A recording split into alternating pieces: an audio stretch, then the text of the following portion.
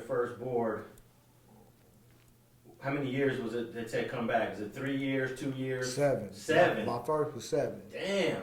Because I wasn't nowhere near where they wanted me to be. Then I went back, then it was 5. Then it was a little bit, and then it was 3. And then I'm like, I'm running out of time here. So I took the paper and took everything serious. I couldn't put it totally in play until I got to a level 3. I've been in level 4s all my life. So when I got to a level 3, I took full advantage of it. What's the most challenging, dangerous, unsafe level 4 you've ever been to? I gotta say Old Folsom. I first got there and I was out on the yard. I was standing next to this dude for about 45 minutes. And my mama said, man, come on, let's go. He said, man, you know you've been standing by a dead body for 45 minutes. Let's go. They're gonna put the yard down. Let's go get some shade. And I left. And after that, knew I had to pick my game up. Damn. And it was, I didn't see nothing happen. I don't know what happened. So it was one of the most dangerous ones. How long did you spend at Old Folsom? A couple of years. And I was so happy to get to San Quentin, I didn't know what to do. It was different. It had a little color. And all the homies was there at the time. So I was good. Oh, you was at Quentin? Yeah. Did you cross paths with Joker? He was in Quentin for a minute, right? Tommy Yeah. Ross. Yeah, I heard him and I talked to him through a fence, but I never get because I was in a hole the entire time. And he was on the main line.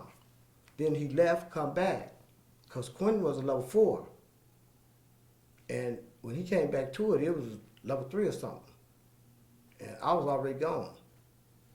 So I know at Quentin they got a lot of programs because a lot of the people from the Bay, they come to Quentin to do different things, Yup. classes, Yup. programs. They all in there.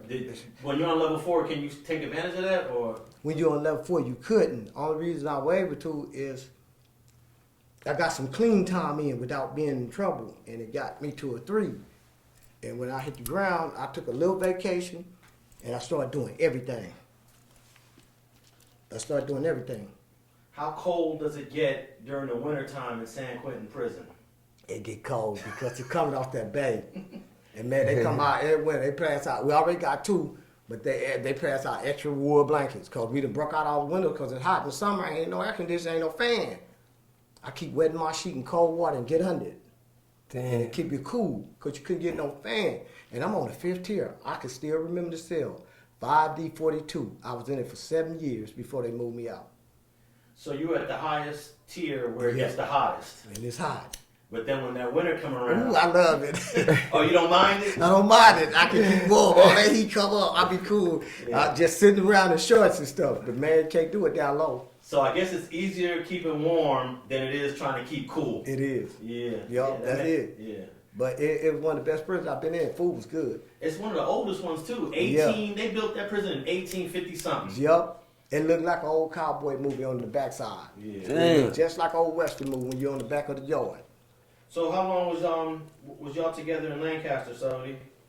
About 90 days. Something like that. I was happy when he left. I knew he was moving on to a better life. And I was at ease. And at that point, you didn't know when you was coming home, huh? I didn't. I just told him to go tell him what I'm doing. Yeah. I let him see what I was doing every day. I said, tell him what I'm doing. Because we always hearing, yeah, your uncle just caught another sticky. Yeah. He got another 15. Yeah. You're like, what the fuck? Constantly. You know what I'm These stories saying? come out constantly. Yeah, you know what I'm saying? Or he ain't coming home. He done did some other shit. Yeah. So you ended up doing more time in prison for what was happening in prison than what you were sent there in the first place. Right. You got it. That's where I'm at.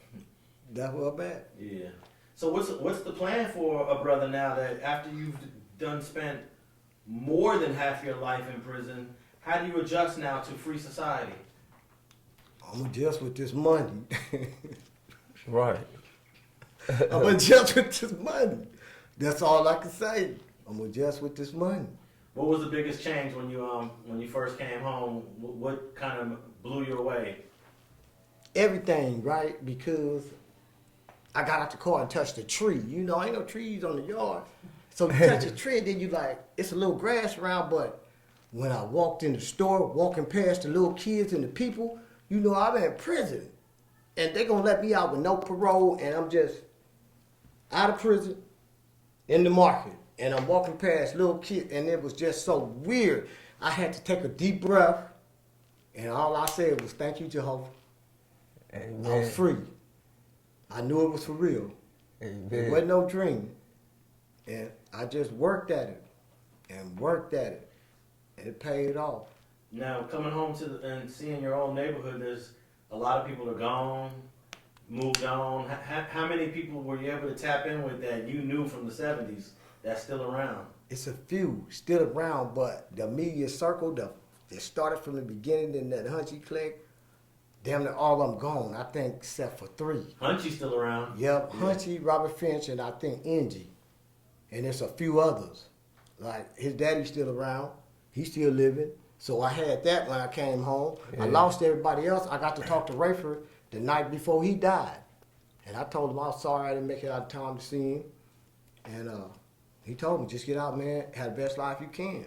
Now you talk about Rayford, Sidewinder, Miles. That's him, my partner. One of the OGs, OGs. That's my partner, man. Yeah, rest in peace. Man, I TRP. followed him everywhere. Now, did you know Judson's little brother, Jeffrey Baycott? Yeah, Yeah, he that's- got out right before I came in. He was at Quentin. He had left.